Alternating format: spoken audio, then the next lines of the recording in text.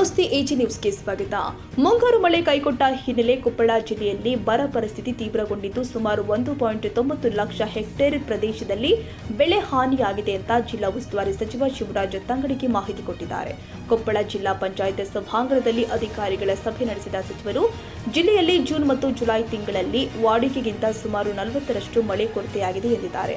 August 4ರ ತನಕ ವಾಡಿಕೆಯಂತೆ 155 millimetre ಮಳೆಯಾಗಬೇಕಾಗಿದ್ದರೂ ಕೂಡ ಕೇವಲ 93 ಮಿಲಿಮೀಟರ್ ಮಳೆಯಾಗಿದೆ. ಈ ಮಳೆ ಕೊರತೆಯಿಂದಾಗಿ ಬಿತ್ತನೆ ಮಾಡಿದ ಪ್ರದೇಶದ ಶೇಕಡಾ 70ಕ್ಕೂ ಅಧಿಕ ಬೆಳೆ ಹಾನಿಯಾಗಿರುವುದಾಗಿ ತಿಳಿಸಿದರು. ಜಿಲ್ಲೆಯಲ್ಲಿ ಒಟ್ಟು 3.49 ಲಕ್ಷ ಹೆಕ್ಟೇರ್ ಪ್ರದೇಶದಲ್ಲಿ ಬಿತ್ತನೆ ಗುರಿ ಹೊಂದಲಾಗಿತ್ತು. ಆದರೆ ಮಳೆ ಕೊರತೆಯಿಂದಾಗಿ 2.41 ಲಕ್ಷ ಹೆಕ್ಟೇರ್ ಪ್ರದೇಶದಲ್ಲಿ ಮಾತ್ರ ಬಿತ್ತನೆಯಾಗಿದೆ.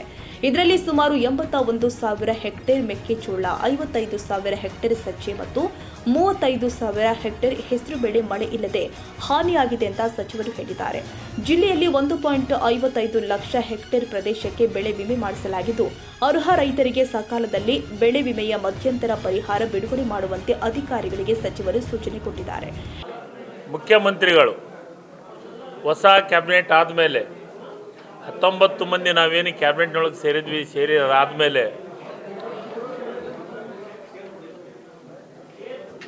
ಕಾನೂನು ಇದ್ರ ಪ್ರಕಾರ ಕ್ಯಾಬಿನೆಟ್ ಎಕ್ಸ್ಪೆನ್ಷನ್ ಆದಮೇಲೆ ಸಾಯಂಕಾಲ ಒಂದು ಕ್ಯಾಬಿನೆಟ್ ಮಾಡೋದು ಸಹಜವಾದಂಥ ಒಂದು ಪ್ರಕ್ರಿಯೆ. ಆ ಕ್ಯಾಬಿನೆಟನ್ನು ಕರೆದತ್ನಾಗ ಅವತ್ತು 3ನೇ ತಾರೀಕು ಸಾಯಂಕಾಲ 6 ಗಂಟೆ ಕ್ಯಾಬಿನೆಟ್ ಕರೆದಾಗ ಈ ರಾಜ್ಯದ ಮುಖ್ಯಮಂತ್ರಿಗಳಾದಂಥ ಡಿ ಕೆ ಶಿವಕುಮಾರ್ ಸಾಹೇಬರು ನಮಗೆಲ್ಲ ಮಂತ್ರಿಗಳಿಗೆ ಸ್ಪಷ್ಟವಾದಂಥ ಇನ್ಸ್ಟ್ರಕ್ಷನನ್ನು ಕೊಟ್ಟರು. ಎಲ್ಲ ಜಿಲ್ಲೆಗಳಲ್ಲಿ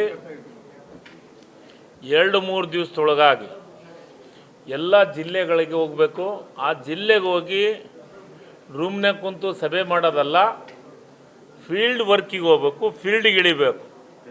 ನೇರವಾಗಿ ರೈತರ ಜೊತೆಗೆ ಹೋಗಿ ಎಲ್ಲಿ ನಮ್ಮ ಬೆಳೆ ಹಾನಿ ಆಗಿದೆ ಪ್ರತಿಯೊಂದು ವಿಧಾನಸಭಾ ಕ್ಷೇತ್ರಕ್ಕೂ ಭೇಟಿಯನ್ನು ಕೊಡಬೇಕು ಅಂತ ಹೇಳಿದರು. ಅದಕ್ಕೆ ನಾನು ಮೊದಲಿದ್ದೂ ಫೀಲ್ಡ್ ವರ್ಕ್ ಈ ಜಿಲ್ಲೆದ ಉಸ್ತುವಾರಿ ಮಂತ್ರಿ ಆದತ್ನಾಗ ಯಾವಾಗಲೂ ಫೀಲ್ಡ್ ವರ್ಕೇ ನಂದು ಜಾಸ್ತಿ. ಹೀಗಾಗಿ ನಾನು ನಮ್ಮ ಇಲಾಖೆಯ ಕಂದಾಯ ಇಲಾಖೆ ಅಧಿಕಾರಿಗಳು, ಕೃಷಿ ಇಲಾಖೆ ಅಧಿಕಾರಿಗಳು ಮತ್ತು ವಿಶೇಷವಾಗಿ ನಮ್ಮ ಜಿಲ್ಲೆಯ ಉಸ್ತುವಾರಿ ಕಾರ್ಯದರ್ಶಿಗಳ ಜೊತೆಗೆ 2 ದಿವಸನೂ ಫೀಲ್ಡ್ ವರ್ಕಿಗೆ ಹೋಗಿದ್ದೀವಿ. ನಾವು ಫೀಲ್ಡ್ ವರ್ಕಿಗೆ ಹೋಗಿ ಫೀಲ್ಡ್ನಾಗ ನೋಡಿದ್ವಿ. ಇವತ್ತು ಅತಿ ಹೆಚ್ಚು ನಮ್ಮಲ್ಲಿ ಮೆಕ್ಕೆಜೋಳ, ಸಜ್ಜಿ, ನವಣಿ, ತೊಗರಿ, ಹುರುಳಿ, ಹೆಸರು, ಅಲಸಂದಿ, ಮಡಿಕೆ, ಶೇಂಗಾ, ಸೂರ್ಯಕಾಂತಿ, ಎಳ್ಳು ಇಷ್ಟು ಬೆಳೆ ಭಾಳ ದೊಡ್ಡ ಪ್ರಮಾಣದಾಗ ಹಾನಿಯಾಗಿದೆ. ನಮ್ಮ ಅಧಿಕಾರಿಗಳ ಸರ್ವೆ ಮಾಡಿದ ಪ್ರಕಾರ Koppal 28,605 hectare, Kushtagi 64,100 hectare, Yelburga 43,147 hectare, Kukanur 31,705 hectare, Gangavathi 1,900 hectare, Karatagi 530 hectare, Kanakagiri 20,680 hectare. ಅಂದರೆ ಕನಿಷ್ಠ 1,90,667 ಹೆಕ್ಟೇರ್ ಬೆಳೆ ಹಾನಿ ಆಗಿದೆ ನಮ್ಮ ಜಿಲ್ಲೆಯೊಳಗೆ. ಅದರಲ್ಲಿ ನಮ್ಮ ಬಿತ್ತನೆ 69% ಆಗಿದೆ. ಈ ಸತಿ ಆಗಿರೋದ್ರಿಂದ 1,90,000 ಬೆಳೆ ಹಾನಿ ಆಗಿದೆ. ಅದರೊಳಗೆ ಹೆಕ್ಟೇರ್ ಯಾವುದು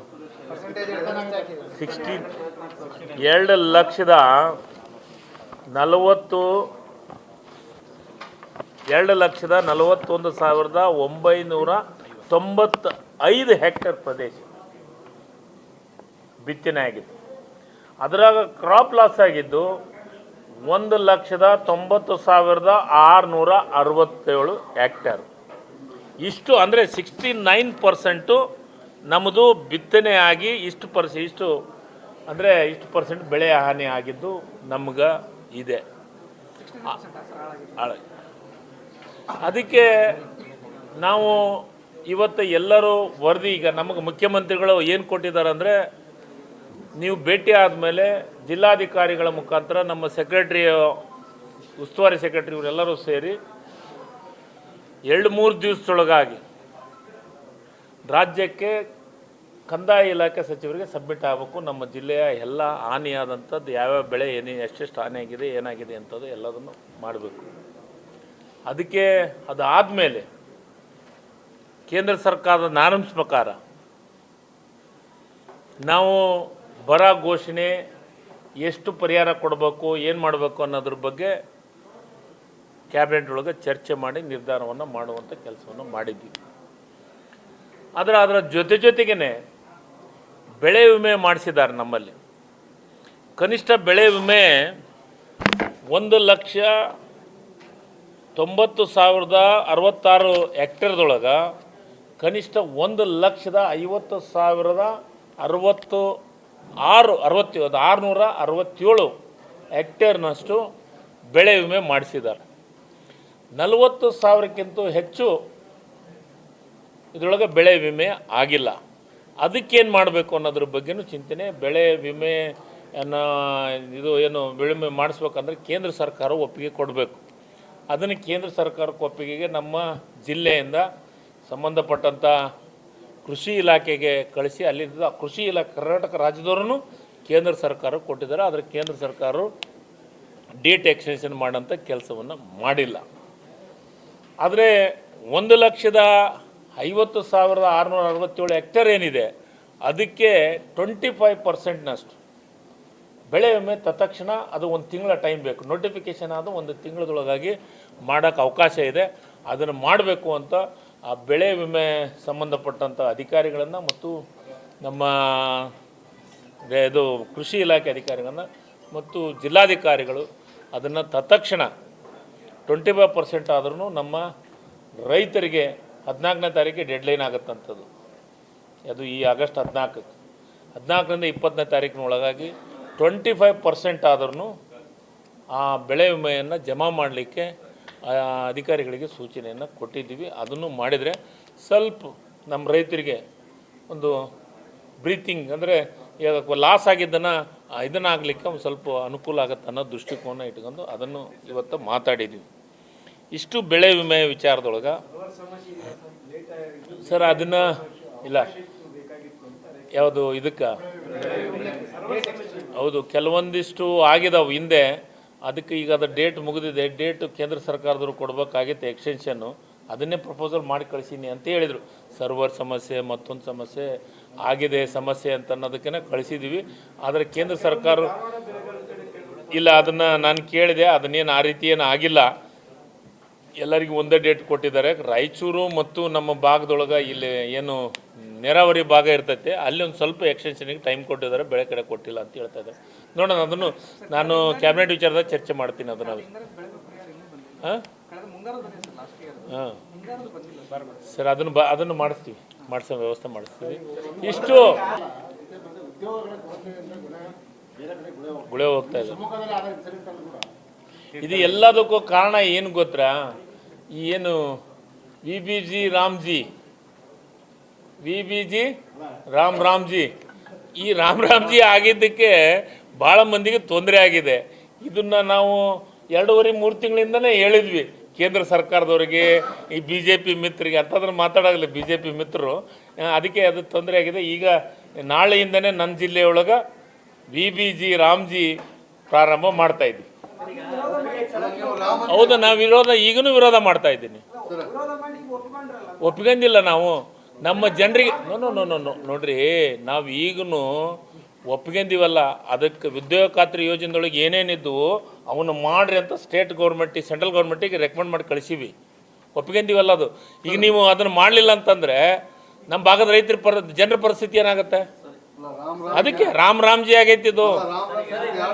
ಹಾಂ, ಅದನ್ನೇ ರಾಮ್ಜಿ, ವಿ.ಬಿ.ಜಿ. ರಾಮ್ಜಿ. ಹಾಂ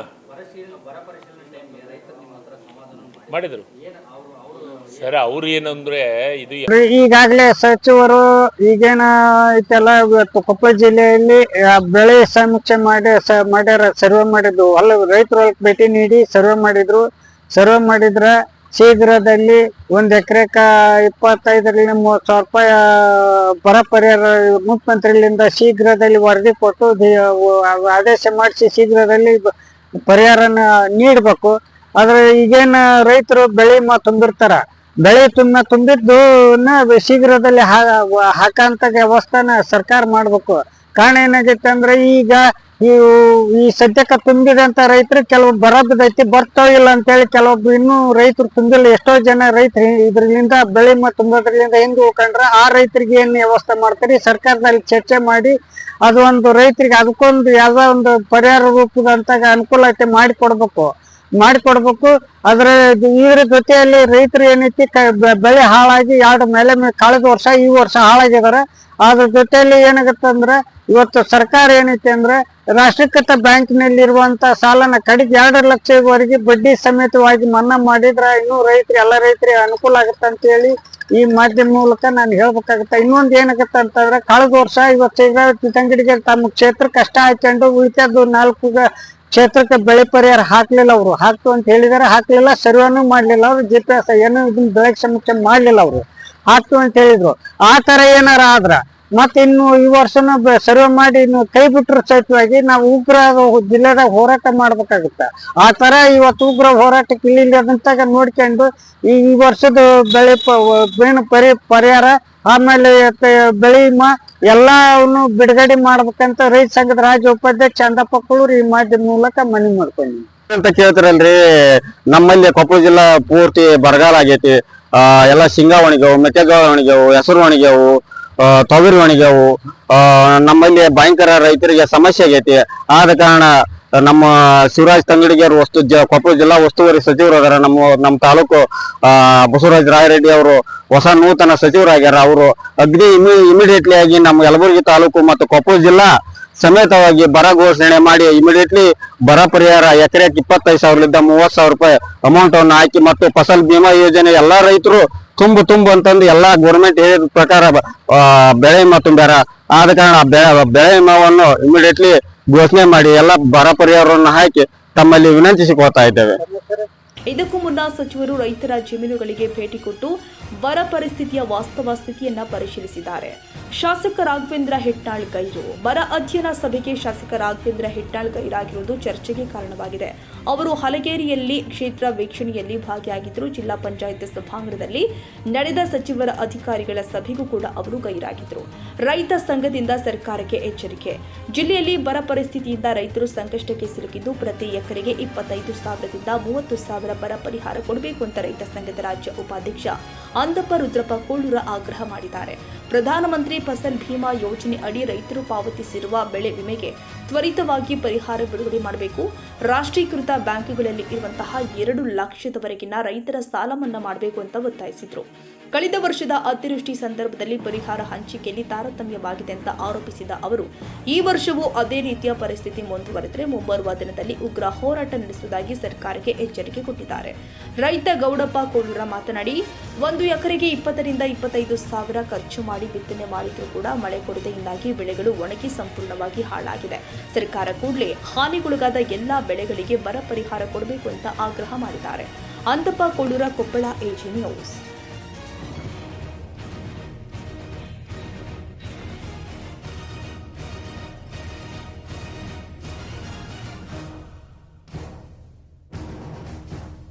ಕನ್ನಡಿಗರ ಮೆಚ್ಚಿನ ನಿಮ್ಮ ಎಜೆ 24/7 ನ್ಯೂಸ್ ಕನ್ನಡ ವಾಹಿನಿ ಇದೀಗ ಟಿವಿಯಲ್ಲಿ ಲಭ್ಯ. ವೇಳೆ ನೋಟಿಸ್ ಕೊಟ್ಟಿದ್ರೆ ವಾಪಸ್ ತಗೋತೀವಿ. ಇವತ್ತು ವಕ್ಫ್ ಪ್ರಾಪರ್ಟಿ ಅಂತೇಳಿ ಬರ್ತದೆ ಅಂತ ಹೇಳಿದ್ರೆ ರೈತರು ಬೀದಿಗೆ ಬಂದ್ರೆ ಏನ್ ಮಾಡ್ಬೇಕಾಗುತ್ತೆ? ಯಾರು ವೋಟ್ ಹಾಕಿಲ್ಲ ಅಂದ್ರೆ ಗ್ಯಾರಂಟಿನೆಲ್ಲ ಸ್ಟಾಪ್ ಮಾಡ್ಬಿಡ್ತೀವಿ.